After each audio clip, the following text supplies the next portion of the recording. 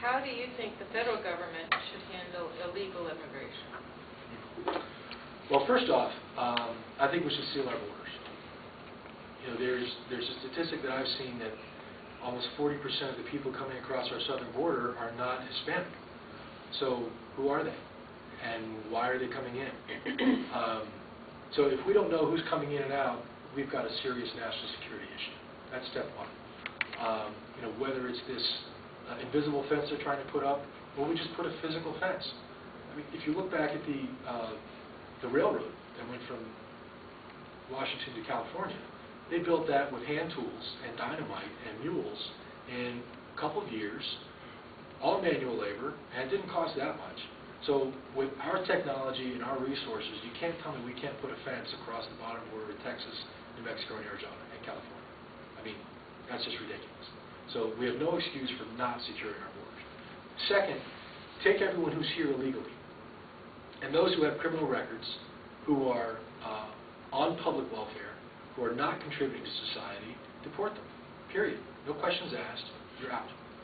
Any of those, not all of those, but I mean, if they meet one of those criteria, well, it doesn't have to be a criminal who's not working, or right.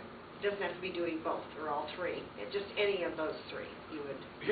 Let me put it another way. In my search business, I see resumes and people from all over the world.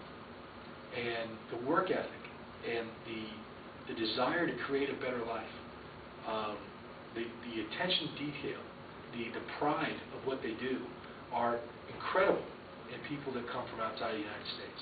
That's what this country was founded on, and I'm happy to have those people here every single day.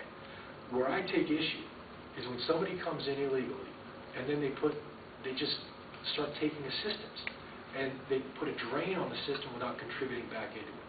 So if someone's here illegally and they're a criminal, say a gang member, or they're not working, they're a drain on our society, get them out.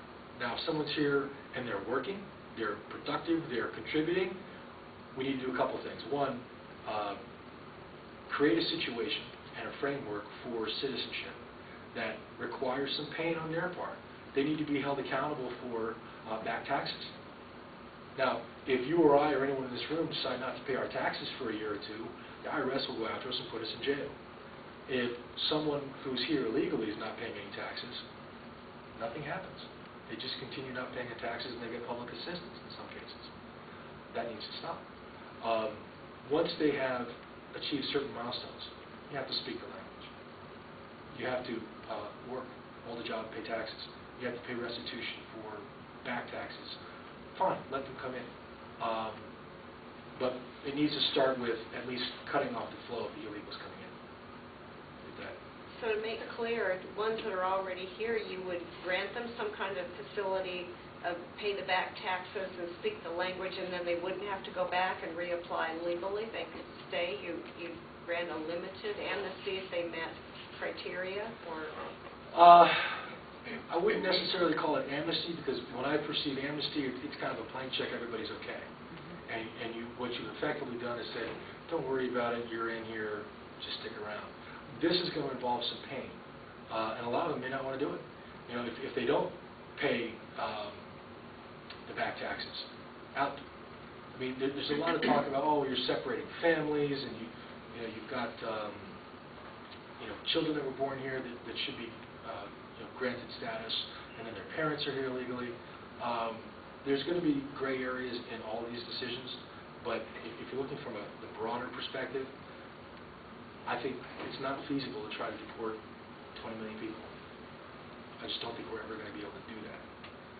Now, what we can do is get some of our money back and make sure this is a more tight process going forward. Am I answering your question? Or? Okay. Okay. What role do you believe the federal government should play in education? None.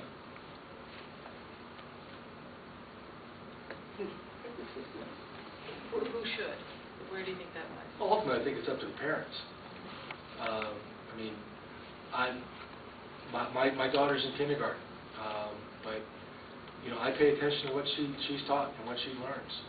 And some of my siblings are homeschooling their kids. Particularly in Connecticut, people move to different towns because of the quality of the education. And if that's done at the local level, then you've got the pride of the community that's really having an impact on the quality of education. I don't think the government can ever increase the quality of education. I just don't think they can. Rob, you touched on this earlier, but maybe a little more defined, your stance on congressional term limits. I'm 100% in favor of term limits. In fact... to how many, if I may? Well, my personal feeling is 3 or 4, max. And, there's a couple of rationale behind that. One is the president's limited to 8 years, 2 terms. So, for a congressman to serve 4 terms, that's the equivalent amount of time for a president. And a senator, 2 terms would be 12 years. I don't believe in professional politicians. I don't think that's the way that the country was envisioned. And I think the founding fathers, when they came in, they actually viewed public service as a service.